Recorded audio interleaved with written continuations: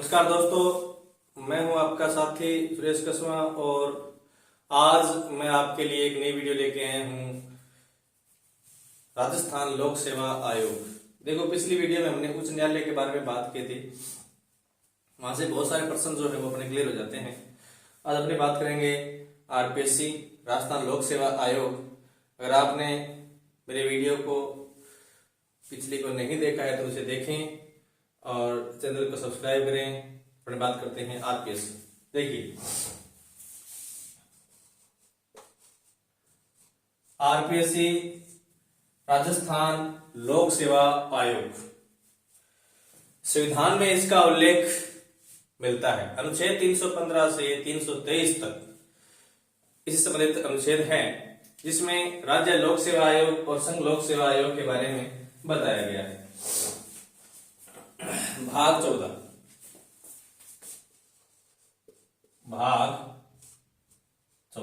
संविधान के भाग 22 हैं, जिसमें 14 नंबर भाग में इसके बारे में बताया गया है। और अनुच्छेद है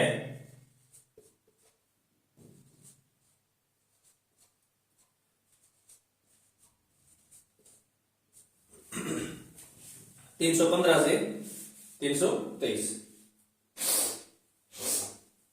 अब देखिए क्या बताया गया है। अनुच्छेद 315 क्या कहता है? अनुच्छेद 315 ये कहता है कि राज्य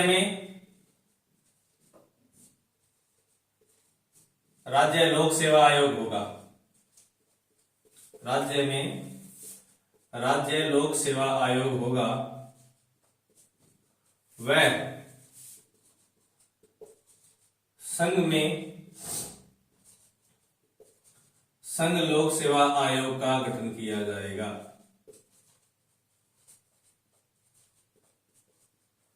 आयोग का गठन, ठीक है।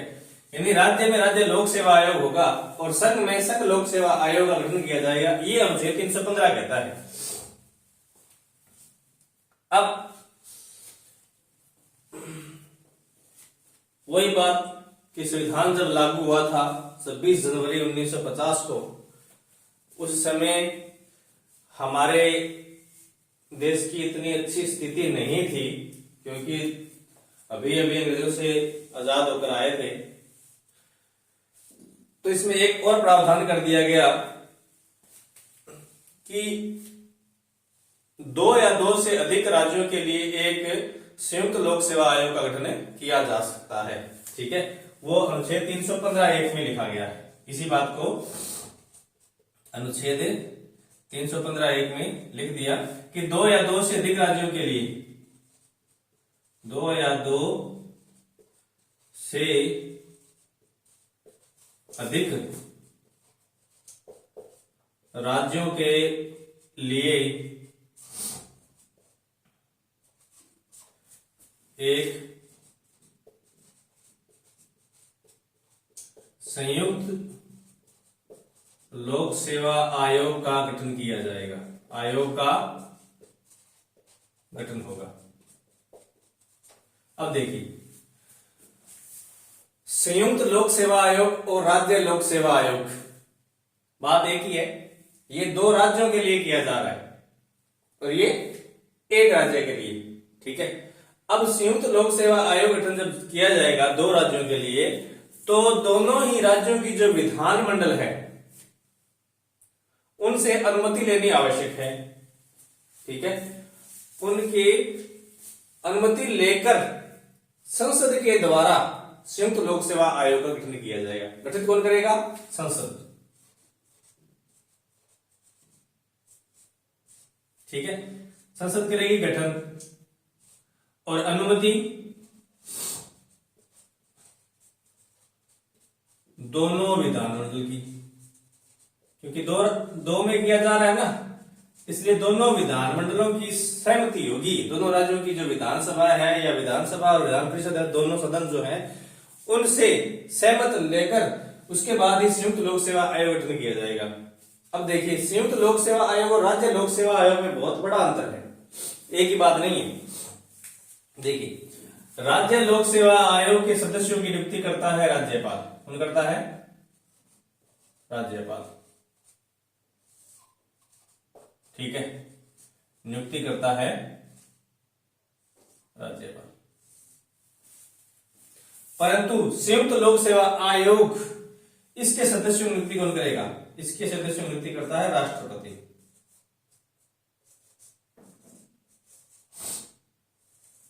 देखिए, राज्य लोक सेवा आयोग के सदस्यों की नियुक्ति करता है राज्यपाल, ठीक है, जबकि संयुक्त लोक सेवा आयोग के सदस्यों की नियुक्ति कौन करेगा? राष्ट्रपति करेगा। इतना बड़ा अंतर है, ठीक है। इसको हटा कौन सकता है? राष्ट्रपति। राज्य लोक सेवा आयोग के जो सदस्य है, चाहे अध्यक्ष हो, कोई भी हो, एनीवन, उनको हटा कौन सकता है? राष्ट्रपति। परंतु संयुक्त लोक सेवा आयोग के सदस्य कौन हटाएगा? इनको भी राष्ट्रपति हटाएगा, ठीक है ना। बस ये बड़ा अंतर है, ये बड़ा अंतर है। संयुक्त लोक सेवा आयोग जो है वह एक संवैधानिक संस्था है। क्या है?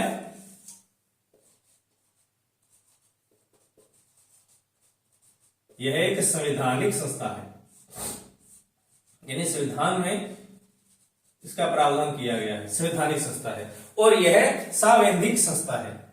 यह क्या है? सांवैधिक, यानी विधानमंडलों की सहमति लेकर बनाई गई संस्था है। समझ गए बात को? ठीक है। अगर विधानमंडल इसको सहमति नहीं देते हैं तो संयुक्त लोक सेवा आयोग गठन नहीं किया जाएगा।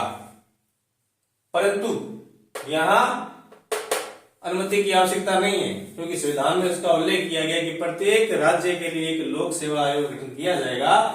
इसलिए ये संस्था कौन सी होगी? ये संवैधानिक होगी, संवैधानिक, और ये सांवैधिक होगी।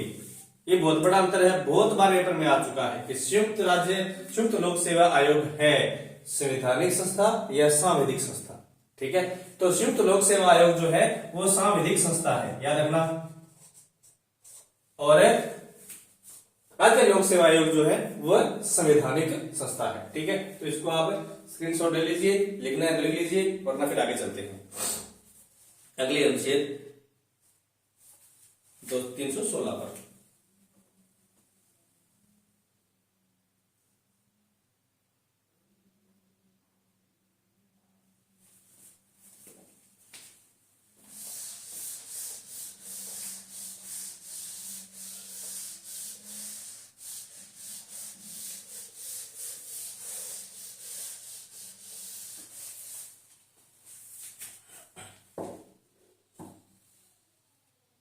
आगे है अनुच्छेद 316 नियुक्ति। 316 क्या कहता है? नियुक्ति। अब बात करेंगे नियुक्ति।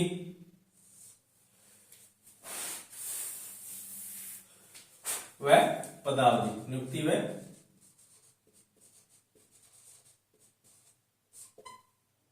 पद की अवधि। देखिए, पहले बता दिया मैंने कि राज्य लोक सेवा आयोग के जो सदस्य होते हैं उनकी नियुक्ति कौन करता है? राष्ट्रपति, सॉरी राज्यपाल। राज्य लोक सेवा आयोग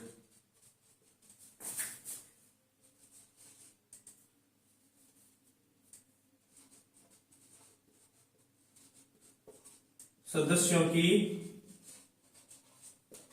नियुक्ति कौन करता है? राज्यपाल, ठीक है।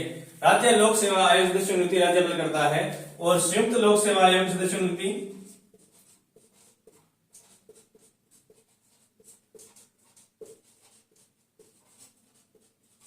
और संयुक्त लोक सेवा आयोग के सदस्यों की नियुक्ति कौन करेगा? राष्ट्रपति, बस, ठीक है। अब इसमें कितने सदस्य होंगे, ठीक है, इसका जिक्र संविधान में नहीं है,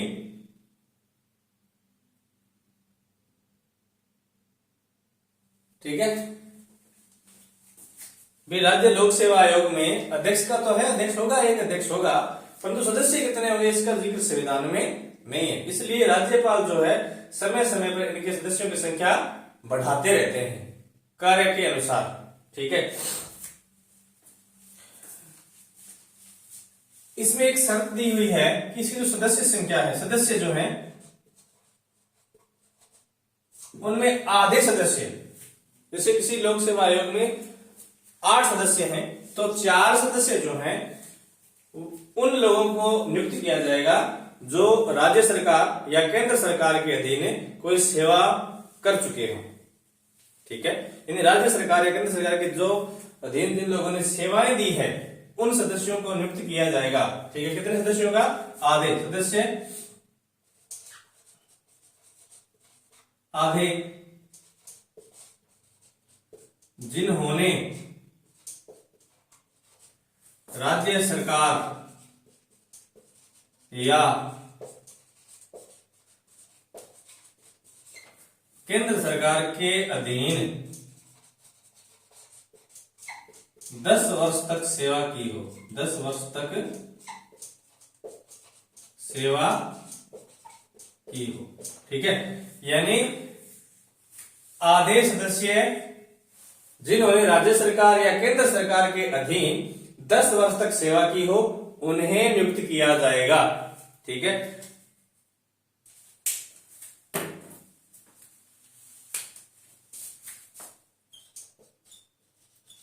नियुक्त किया जाएगा। समझ गए बात को? अब 4 सदस्य तो वो नियुक्त कर दिए जो राज्य सरकार या केंद्र सरकार के अधीन कार्यरत थे, 10 साल तक जिन्होंने सेवाएं दी हैं। बचे हुए 4 सदस्य कौन से होते हैं? बचे हुए 4 सदस्य जो होते हैं वो राज्य सरकार जो राजनीतिक व्यक्ति होते हैं उनको नियुक्त करती है। ठीक है, अभी अपने यहाँ आरपीएससी बाबूलाल कटारा थे, ठीक है, राजकुमारी जी हैं, उनको नियुक्त किया गया। ये क्या है? ये राजनीतिक है, यानी 4 सदस्य, आधे सदस्य हैं वो राज्य सरकार अपनी सहमति से, ठीक है, कोई भी राजनीतिक व्यक्ति को, किसी भी व्यक्ति को जो अनुभवी व्यक्ति हो उसे आरपीएससी का सदस्य बना सकती है। ठीक है, बाकी जो 4 सदस्य हैं वो लोग होंगे जो राज्य सेवा या केंद्र सरकार की सेवाएं 10 साल तक करके आ चुके हों, ठीक है, जिनको अनुभव हो सेवाओं का, उनको नियुक्त किया जाएगा। ये अनुच्छेद 316 में इसका प्रावधान किया गया है। ठीक है, अब बात करेंगे पदावधि की।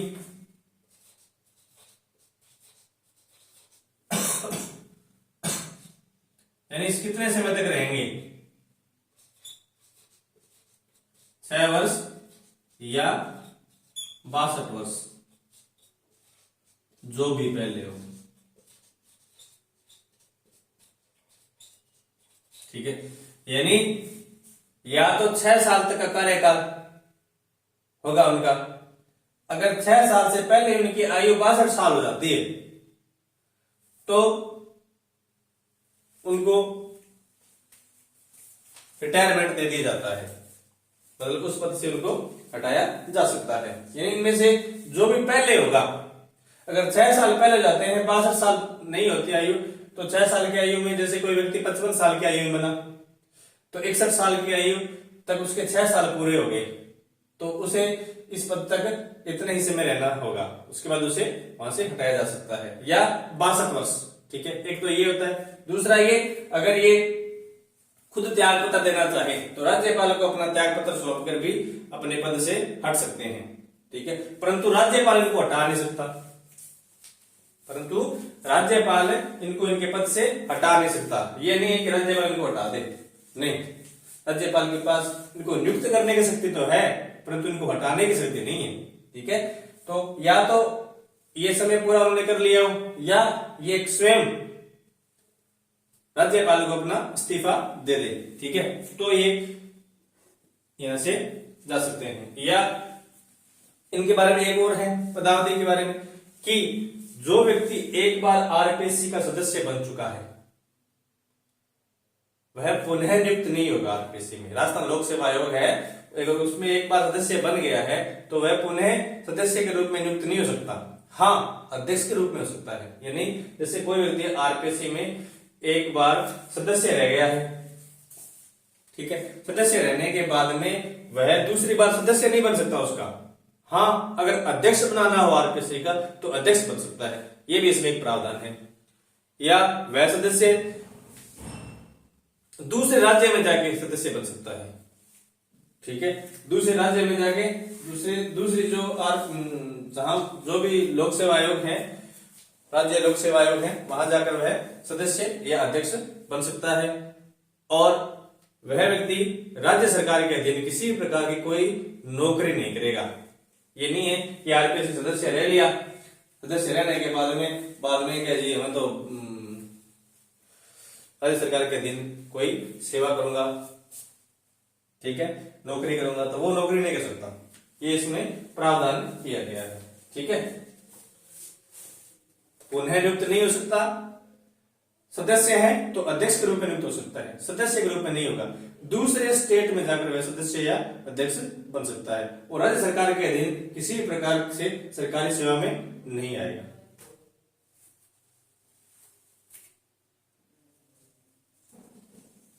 आगे चलते हैं। अनुच्छेद 317 निलंबन या बर्खास्तगी।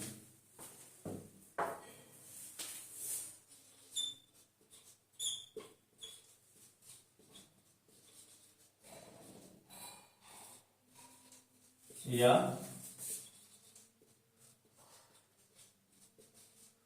बर्खास्तगी। अब देखिए,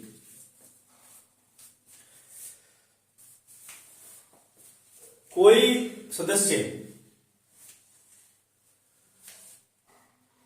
कदाचार करता है, बुरे कार्य करता है, या किसी भी बुरे कार्य में दोषी पाया जाता है, हेराफेरी में दोषी पाया जाता है, तो उसको बर्खास्त या निलंबन किया जा सकता है, ठीक है। कदाचार का दोषी होने पर राष्ट्रपति द्वारा हटाया जा सकता है। कदाचार का दोषी होने पर कौन हटा सकता है? राष्ट्रपति। राज्यपाल नहीं हटा सकता। देखिए, राज्यपाल नहीं हटा सकता। अगर कदाचार का दोषी है तो राष्ट्रपति हटा सकता है। अब कदाचार का दोषी है, इसका डिसाइड कौन करेगा? भाई ये आदमी जो है ये कदाचार का दोषी है। आरोप लगना अलग बात है, दोष साबित करना अलग बात है। किसी आदमी के ऊपर आरोप लग गया तो उसको राष्ट्रपति नहीं हटा सकता सदस्य के ऊपर, उसको तभी हटाया जा सकता है जब वह आरोप साबित हो जाए। और साबित कौन करेगा? इन आरोपों को साबित कौन करेगा? न्यायालय। कौन करेगा? न्यायालय, ठीक है। यानी जो उच्च न्यायालय है वो साबित कर दे कि ये कदाचार का दोषी है तो ही राष्ट्रपति उसे हटा सकता है। और ये परामर्श देगा राष्ट्रपति को हटाने के लिए। राष्ट्रपति को परामर्श देगा कि ये व्यक्ति जो है ये कदाचार का दोषी है, तब राष्ट्रपति उस व्यक्ति को हटा सकता है। अब इस व्यक्ति के खिलाफ जांच चल रही है तो इसको निलंबित किया जा सकता है। क्या किया जा सकता है? निलंबित। अब निलंबित कौन करेगा? निलंबित करने का जो अधिकार है वो राज्यपाल के पास है, ठीक है। यानी कोई व्यक्ति जो है वो दोषी है, आरपीएससी सदस्य कोई दोषी है, अब इस दोषी के खिलाफ कोई जांच चल रही है, ठीक है, तो जांच को प्रभावित न करे, इसलिए इसको निलंबन करना बहुत आवश्यक है, ठीक है। तो निलंबित कौन कर सकता है? राज्यपाल कर सकता है, ठीक। परंतु न्यायालय के द्वारा उस पर दोष सिद्ध हो चुके हैं कि यह व्यक्ति दोषी है तो उसको राष्ट्रपति हटा सकता है, ठीक है। यह अनुच्छेद 317 में प्रावधान किया गया है। निलंबन या बर्खास्तगी का प्रावधान किया है। राजस्थान में अभी तक ऐसा कुछ भी नहीं हुआ है कि किसी व्यक्ति को हटाया गया हो, ठीक है। आगे चलते हैं। अनुच्छेद 318 हटाया गया है। हटाया क्यों नहीं गया? अभी थोड़े समय पहले की बात है, सदस्यों को हटाया गया है ना। अनुच्छेद 318 सेवा शर्त,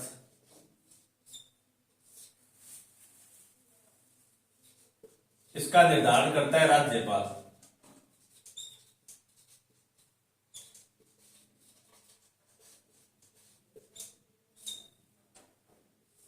संविधान में सिर्फ यही लिखा गया है कि इनके सदस्यों और अध्यक्षों की जो सेवा शर्तें हैं वो क्या है, सिर्फ इतना लिखा गया है कि आधे सदस्यों की संख्या जो है वो उन सदस्यों को शामिल किया जाएगा जो 10 वर्ष तक राज्य और केंद्र सरकार के अधीन कार्य कर चुके हो। ठीक है, परंतु इनके लिए सेवाएं क्या रहेगी, इनके लिए शर्त क्या रहेगी, इसका जो प्रावधान किया गया है वह राज्यपाल के अधीन किया गया है। राज्यपाल अपने आधार पर, अपने स्वविवेक से इनके लिए सेवा और शर्तों का निर्धारण करता है। ठीक है, कौन करेगा? राज्यपाल निर्धारित करेगा। अब किस राज्य में कितने सदस्य रखने हैं, कितने नहीं रखने हैं, उनका निर्धारण कौन करेगा? राज्यपाल करेगा। संविधान में इसका कहीं कोई उल्लेख नहीं है। राजस्थान में सबसे पहले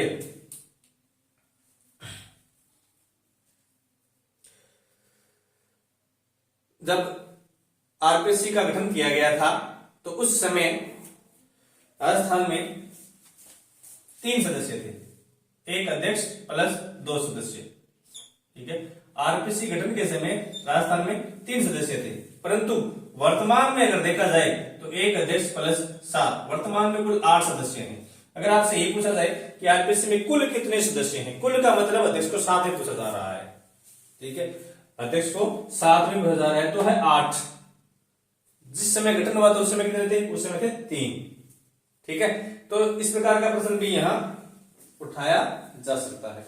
ठीक है, तो इस सदस्यों की संख्या भी आपको पता होनी चाहिए। अनुच्छेद 319 वही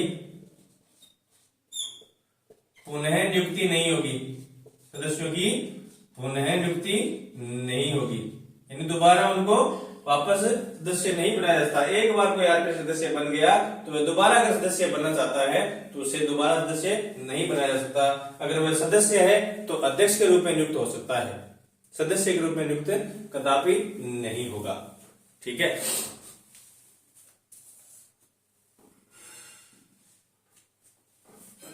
आरपीसी सदस्य है तो अन्य राज्य लोक सेवा आयोग है उनमें जाके उनका अध्यक्ष बन सकता है। जो राज्य लोक सेवा आयोग है, जैसे राजस्थान का बंदा है तो राजस्थान का जो अध्यक्ष है उसका बन सकता है, या संघ लोक सेवा आयोग है उसमें सदस्य बन सकता है, संघ लोक सेवा आयोग का अध्यक्ष बन सकता है, परंतु राज्यों के अंदर सदस्य नहीं बनेगा, अध्यक्ष बन सकता है। ठीक है, चलते हैं आगे। अनुच्छेद 320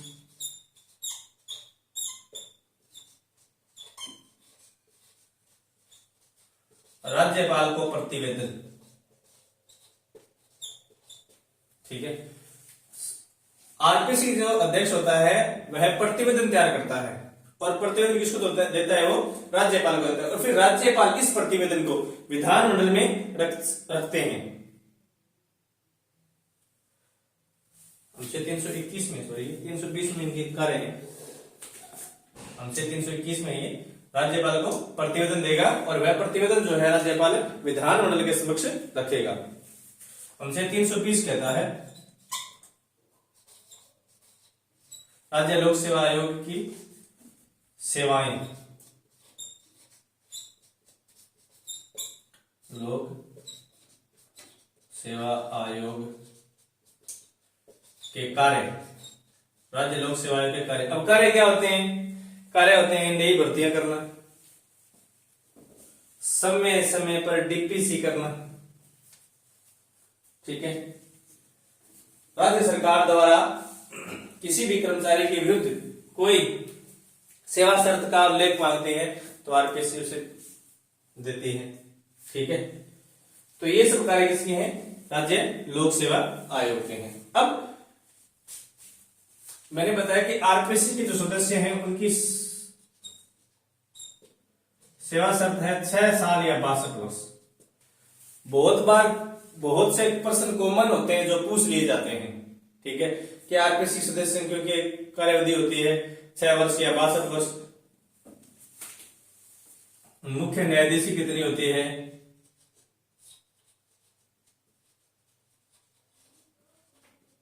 कितने लिख दोगे? आप 62 लिख दोगे। सेम आरपीसी 6 वर्ष 62 वर्ष, और मुख्य न्यायाधीश 62 साल। ठीक है। राज्य निर्वाचन आयोग,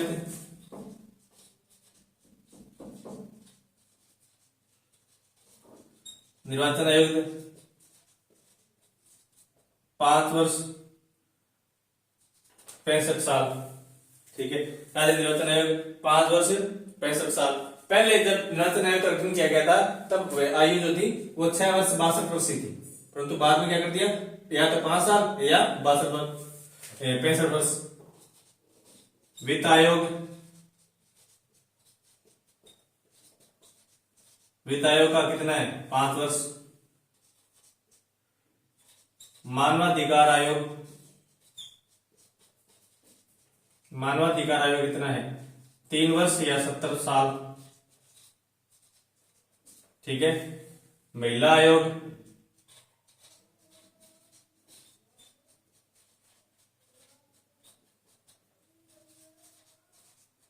महिला आयोग कितना है, 3 वर्ष है। ठीक है। तो आरपीसी के सदस्यों जो कार्यकाल है 6 साल 62 या मुख्य न्यायाधीश 62 वर्ष, निर्वाचन आयुक्त 5 साल या 65 वर्ष, वित्त आयोग 5 वर्ष, मानवाधिकार आयोग 3 वर्ष या 70 साल और राज्य महिला आयोग 3 वर्ष। तो इस प्रकार से इनके कार्यकाल से प्रश्न भी कई बार पूछते जाते हैं, तो ये भी हमें याद होना चाहिए। तो ये अपने आरपीसी थी सदस्यों संख्या सहित बता दी मैंने आपको। अब अपने बात करेंगे राजस्थान लोक सेवा आयोग। राजस्थान लोक सेवा आयोग अनुच्छेद 315, मतलब राजस्थान लोक सेवा आयोग का जो गठन है वो कब और कैसे किया गया उसके बारे में बात करेंगे।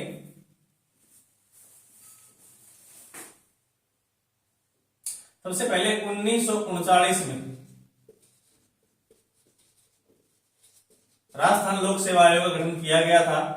फिर 1939 में जोधपुर में, 1940 के अंदर जयपुर में और 1946 में बीकानेर में।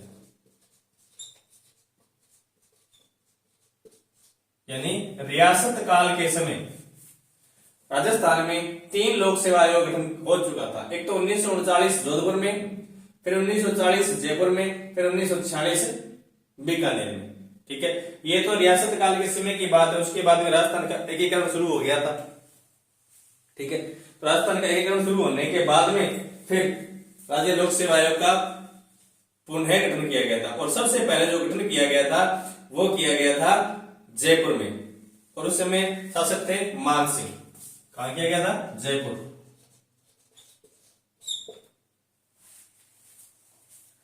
जो राजप्रमुख थे, राजप्रमुख कौन थे, सवाई मान सिंह।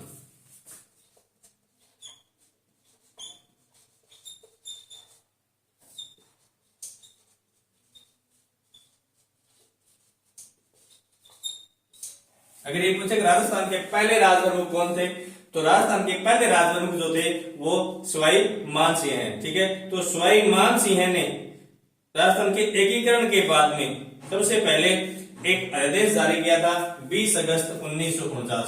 कब जारी किया था, 20 अगस्त 1949।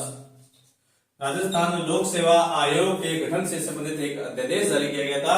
20 अगस्त 1949 को अध्यादेश जारी हुआ था और इसी अध्यादेश के द्वारा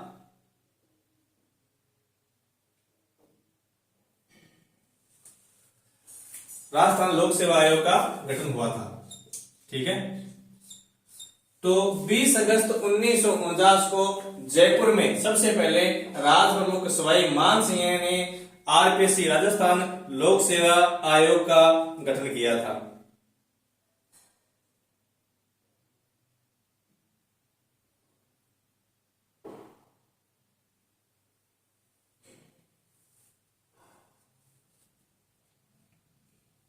ठीक है।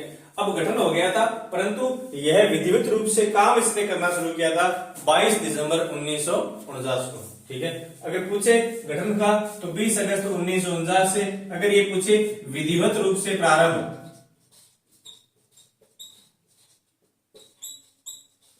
तो 22 दिसंबर 1949।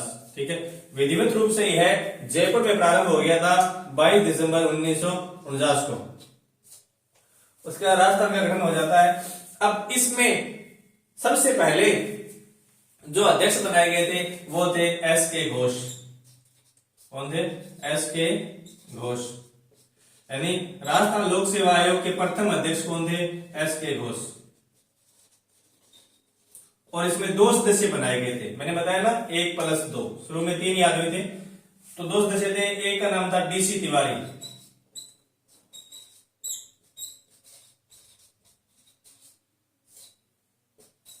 ये जो डीसी तिवारी है ये आरपीएससी के तीसरे अध्यक्ष थे। डीसी तिवारी आरपीएससी के तीसरे अध्यक्ष थे। और दूसरा व्यक्ति जो बनाया गया था वह थे एनआर चटोदकर।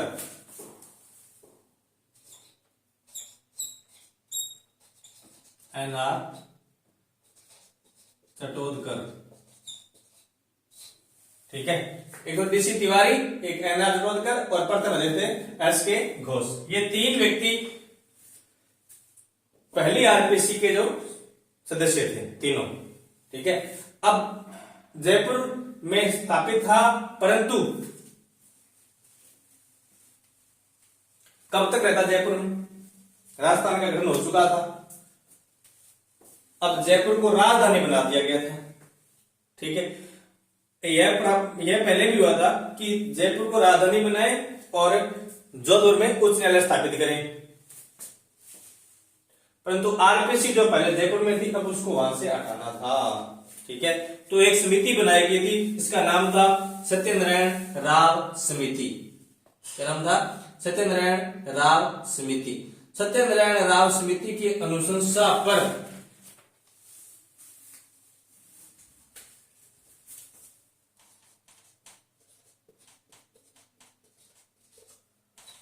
राव समिति की अनुशंसा पर 21 अगस्त 1958 को, कब है? 21 अगस्त 1958 को इसे अजमेर स्थानांतरित कर दिया गया था, ठीक है। सत्यनारायण राव समिति की अनुशंसा पर 21 अगस्त 1958 को इसे अजमेर स्थानांतरित कर दिया गया था। अब देखिए, प्रथम अध्यक्ष एस के घोष, सदस्य डीसी तिवारी, एनआर चटोदकर, ठीक है। सत्यनारायण समिति की अनुशंसा पर 21 अगस्त 1958 को अजमेर में पहले कौन थे? जोधपुर, जयपुर, बीकानेर। जयपुर में सवाई मान सिंह राजगुरु थे, उनकी अध्यक्षता में 20 अगस्त 1949 को इसका गठन किया गया था और विधिवत रूप से यह 22 दिसंबर 1949 को जयपुर में आरपीएससी जो कार्य है उसने करना शुरू कर दिया गया था, ठीक है। आगे चलते हैं, इसके बारे में और कुछ बातें।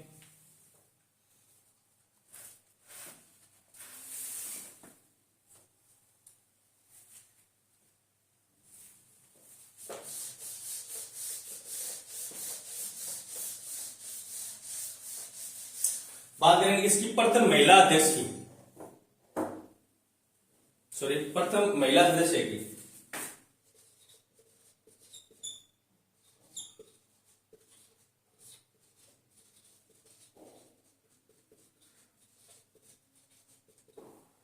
प्रथम महिला सदस्य कौन थी? कांता खतोरिया।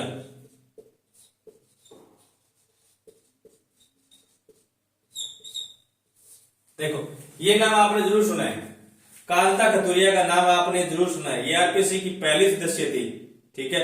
और क्या थी? ये राजस्थान राज्य महिला आयोग की प्रथम अध्यक्ष भी थी।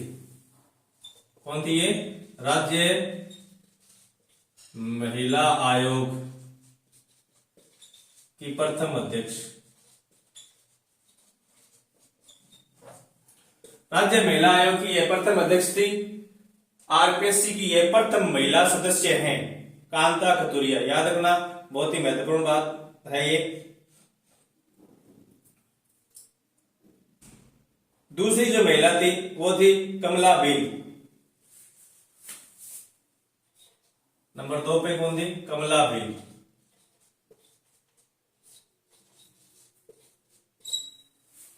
दूसरी महिला थी कमला भील, ठीक है। और जो कि राज्य मंत्री थी। और तीसरी महिला थी प्रकाशवती शर्मा।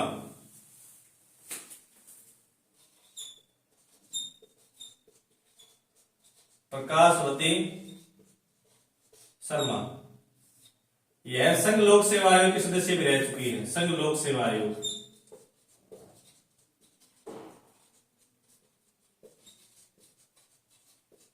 इस प्रकार के प्रश्न पूछ लेते हैं, ये वेरी इंपॉर्टेंट है क्योंकि आजकल अनुच्छेद वाले प्रश्न पूछने उन्होंने बंद कर दिए हैं। आजकल इसी तरह के प्रश्न पूछ लेते हैं कि राजस्थान संघ लोक सेवा आयोग नहीं सॉरी राज्य लोक सेवा आयोग की वह सदस्य जो संघ लोक सेवा आयोग की सदस्य भी रह चुकी है। ठीक है, तो कौन है? प्रकाशवती शर्मा है, जो संघ लोक सेवा आयोग सदस्य भी रही है और राज्य लोक सेवा आयोग की सदस्य भी रह चुकी है। ठीक है, उसके बाद में दिव्या सिंह जो लोकसभा सदस्य थी वो भी रही। उसके बाद में राजकुमारी गुर्जर जिनका प्रकरण चल रहा है। उसके बाद में संगीता आर्य, ठीक है, और मंजू शर्मा। संगीता आर्य और मंजू शर्मा दोनों अभी भी है, संगीता आर्य और मंजू शर्मा भी है, परंतु राजकुमारी शर्मा इसमें इसके सदस्य नहीं है। वर्तमान में इसमें संघ लोक आरपीएस कितने सदस्य हैं? वर्तमान में इसमें अध्यक्ष सहित 8 सदस्य हैं। ठीक है, अब सर्वाधिक कार्यकाल किसका रहा है? सर्वाधिक कार्यकाल रहा है डीसी तिवारी। किसका रहा है? सर्वाधिक कार्यकाल किसका है? सर्वाधिक कार्यकाल जो आरपीसी में रहा है वो रहा है डीएस तिवारी है, डीसी तिवारी नहीं है,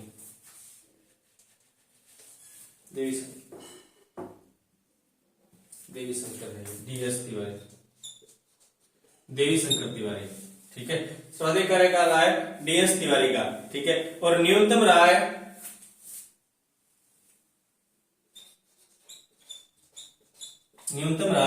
बीएल रावत का। सर्वाधिक रहा है डीएस तिवारी का और न्यूनतम जो कार्यकाल रहा है वो रहा है बीएल रावत का। ठीक है, अब देखिए आरपीसी में एक सचिवालय भी होता है। ठीक है, जो कि आरपीसी का सचिव होता है, और सचिव जो होता है वो आईएएस लेवल का अधिकारी होता है। कौन होता है? आईएएस लेवल का अधिकारी होता है जो आरपीसी में एक सचिव का कार्य करता है। सचिव को इसमें नहीं गिनेंगे, अपने सदस्यों में सचिव को नहीं गिनेंगे, सचिव अलग होता है। ठीक है, प्रशासनिक प्रमुख होता है वह। ठीक है, तो आरपीसी प्रशासनिक कार्य करने के लिए एक सर्वोच्च पद होता है जो आईएएस लेवल का व्यक्ति वहां पर बैठता है। आ देता हूं एक बार मैं इसको। अब एक बार पूछ लेते हैं, सीधा सा प्रश्न है। डीएस उज्जवल, नाम जरूर सुना होगा आपने, डीएस उज्जवल। ठीक है ना, डीएस उज्जवल ये आरपीसी सचिव रह चुके हैं। डीएस उज्जवल आरपीसी के सचिव। मेन क्या है? मेन ये है कि ये पूर्व मुख्य सचिव भी थे, पूर्व मुख्य सचिव, यानी राजस्थान के मुख्य सचिव भी थे डीएस उज्जवल, जो आरपीसी सचिव भी रह चुके थे। यानी प्रश्न आ सकता है कि आरपीसी के ऐसे सचिव जो मुख्य सचिव के पद पर भी कार्य कर चुके हैं, तो वो कौन है? वो है डीएस उज्जवल। ठीक है ना, सॉरी डीएस के एस डी उज्जवल, पता नहीं कहां दिमाग से, एस डी उज्जवल, एस डी उज्जवल जो आरपीसी सचिव थे, जो पूर्व मुख्य सचिव भी रह चुके हैं।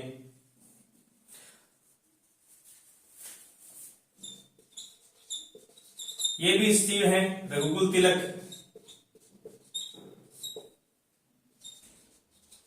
ये भी आरपीसी रह चुके हैं। और क्या रह चुके हैं? और मुख्य न्यायाधीश रह चुके हैं, सॉरी राज्यपाल, राजस्थान के राज्यपाल। ये प्रश्न भी आ सकता है। ठीक है, रघुकुल तिलक जो सचिव भी रहे हैं और राजस्थान के राज्यपाल भी रह चुके हैं। एक बार प्रश्न आ चुका है शायद ये,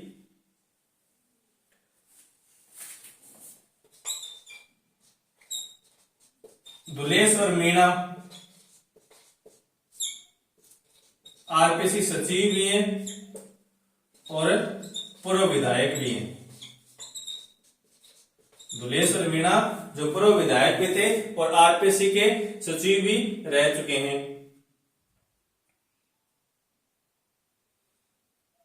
CR चौधरी, एक और नाम आता है CR चौधरी।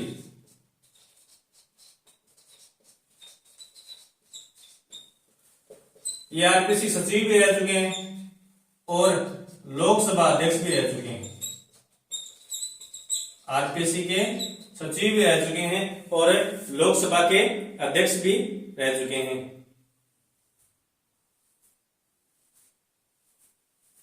मोहम्मद याकूब,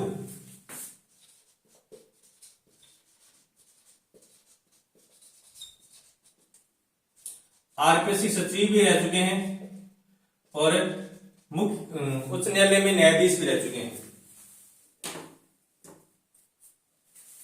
उच्च न्यायालय में न्यायाधीश,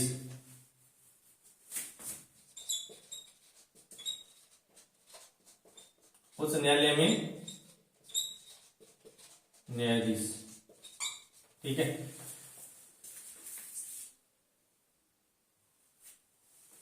NK बेरवा, NK बेरवा ये एकमात्र ऐसे व्यक्ति हैं जो आरपीसी के सदस्य भी रहे हैं, सॉरी आरपीसी सचिव भी रहे हैं और आरपीसी के अध्यक्ष भी रहे हैं। NK बेरवा आरपीसी के अध्यक्ष व सचिव। ठीक है, आरपीसी के अध्यक्ष भी रहे हैं और आरपीसी के सचिव भी रहे हैं। कौन? NK बेरवा।